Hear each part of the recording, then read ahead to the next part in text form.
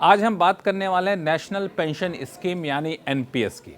अब जैसे इसमें पेंशन वर्ड आ गया होगा तो आप सोच रहे होंगे कि हम पेंशन की बात कर रहे हैं, बुढ़ापे की बात कर रहे हैं, तो बिल्कुल ऐसा नहीं है। ये नेशनल पेंशन स्कीम जो है ये बड़ी काम की चीज़ है। आप बूढ़े भले ना हुए हों लेकिन नौकरी पेशा हैं तो आपके लिए बहुत ही फ़ायदे की बात है। फ़ायदा किस तरीके का? 3 फ़ायदा आपको मिलेगा इसके तहत। पहला फ़ायदा कि इसमें आपको टैक्स में भारी भरकम बचत होगी इस स्कीम को अपना लेते हैं तो। दूसरा, आपको अच्छा खासा रिटर्न मिलेगा। और तीसरा कि जब आपकी नौकरी खत्म हो जाएगी या फिर रिटायर हो जाते हैं तो उसके बाद आपको पेंशन की चिंता नहीं रहेगी, क्योंकि कई बार होता है ना कि सरकारी नौकरी तो हम कर नहीं रहे हैं जी, पेंशन कहाँ से आएगा, कैसे खर्चा चलेगा 58 साल बाद, 60 साल बाद। तो उस चिंता को ये स्कीम आपकी दूर करती है। तो 3 फायदे हैं और तीनों चिंता आपकी दूर होती है जो हर शख्स के मन में चिंता होती है। तो सबसे बड़ा फ़ायदा जो है टैक्स का, पहले आपको बताऊं, क्योंकि अभी टैक्स कटता हुआ तो आपको बड़ी चिंता होती होगी। टैक्स का फ़ायदा बहुत अच्छा खासा इसमें है। टैक्स का फ़ायदा ये है कि एनपीएस टीयर 1, पहले टैक्स का फ़ायदा बताऊं आपको, एक बता दूं कि एनपीएस टीयर 1 होता है, टीयर 2 होता है।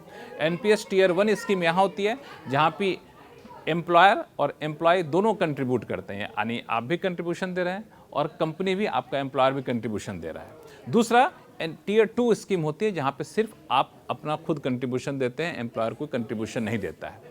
लेकिन तीनों फायदे की जब हम बात करेंगे तो टीयर 1 स्कीम की बात करेंगे जहाँ आप भी अपना पैसा देते हैं उस स्कीम में और एम्प्लॉयर भी उस स्कीम में पैसा दे रहा होता है।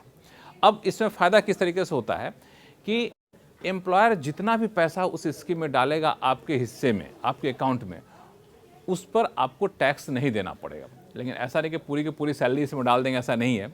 उसका नियम है। नियम यह है कि आपकी सैलरी का जो बेसिक पार्ट है, यानी बेसिक सैलरी आपके जितनी है उसका 14% तक, जी हाँ 14% तक एम्प्लॉयर एनपीएस में डाल सकता है। यानी 1 लाख रुपए आपके हर महीने की बेसिक सैलरी है तो 14% यानी 14,000 रुपये हर महीने एम्प्लॉयर चाहे तो एनपीएस में आपकी तरफ से डाल सकता है। अब हर महीने 14,000 डालेगा तो पूरे साल भर में कितना हो जाएगा? 14 गुने 12 जोड़ लीजिए। अब ये जो पूरी रकम हो गई वो आपकी सैलरी का तो हिस्सा तो है, लेकिन उस पर आपको टैक्स नहीं देना पड़ेगा। तो टैक्स की एक बहुत अच्छी खासी बचत आपको यहाँ पर हो गई है। दूसरा, आप भी अपना कंट्रीब्यूशन कर रहे हैं। अब आप जो अपना कंट्रीब्यूशन कर रहे हैं तो आप सोचें क्या उस पर भी टैक्स छूट मिल जाएगी क्या? हाँ, वहाँ भी टैक्स छूट मिलेगी, लेकिन पूरी रकम पर टैक्स छूट नहीं मिलेगी। आपको अधिकतम 1 साल में 50,000 रुपये तक की टैक्स छूट मिलेगी। तो 2 तरीके की टैक्स छूट हो गई, एक जो एम्प्लॉयर डाल रहा है बेसिक सैलरी का 14% तक, और दूसरा आप जो कंट्रीब्यूट कर रहे हैं अधिकतम 50,000 रुपये साल भर तक उस पर आपको टैक्स छूट मिल गई। तो टैक्स का फ़ायदा हो गया। अब दूसरा फ़ायदा है रिटर्न का।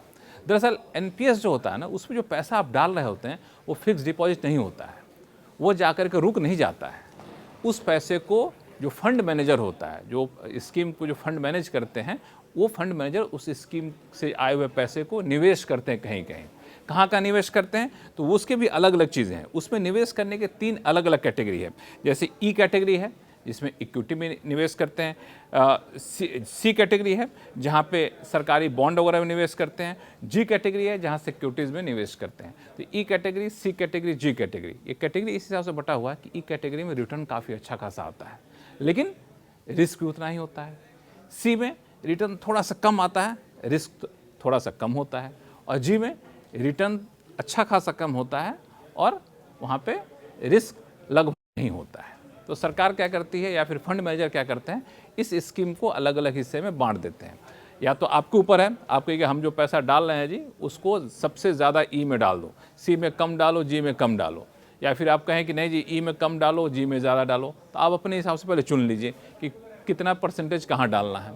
अगर नहीं चुनते हैं तो एक डिफ़ॉल्ट ऑप्शन आता है, उस डिफ़ॉल्ट ऑप्शन के तहत आपको आपकी उम्र के हिसाब से अपने आप उसमें कैटेगरी में पैसा डलता जाएगा। जैसे अगर आपकी उम्र 18 से 36 साल है तो ई कैटेगरी में 50% जाएगा, सी कैटेगरी में 30% जाएगा और जी कैटेगरी में 20% जाएगा। अब जैसे उम्र आपकी बढ़ गई, मान लिया 37 से 54 साल है तो ई कैटेगरी में 10% तक जाएगा, बाकी में ऐसे ऐसे घटते जाता है। जैसे जैसे उम्र बढ़ती जाती है मोटा मोटी समझिए कि आपकी कंट्रीब्यूशन इधर से घटता है, कम रिस्क वाले में बढ़ता जाता है।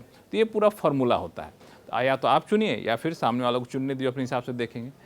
एक अनुमान जताया जाता है जो इन्वेस्टमेंट एडवाइज़र कहते हैं कि बहुत आप कंजर्वेटिव लेकर चलेंगे, बहुत जोखिम नहीं लेना चाहते हैं, रिटर्न पर्याप्त लेना चाहते हैं तो कम से कम 10-15%, 10-12% का रिटर्न आपको यहाँ पे मिल जाता है। लेकिन ये काफ़ी हद तक निर्भर इस बात पर करता है कि शेयर बाज़ार से कितना रिटर्न आ रहा है, क्योंकि अच्छी खासी रकम शेयर बाज़ार में जाती है। तो कोई आपको कहे ना कि हमको पिछले 5 साल में इतना रिटर्न मिल गया है, तो आप बिल्कुल आंख बंद करके भरोसा मत करिए कि अगले 5 साल में वही रिटर्न मिलेगा, क्योंकि बाज़ार की हालत कमज़ोर होगी तो रिटर्न कम होगा, बाज़ार की हालत और बेहतर होगी तो इससे और ज़्यादा रिटर्न मिलेगा।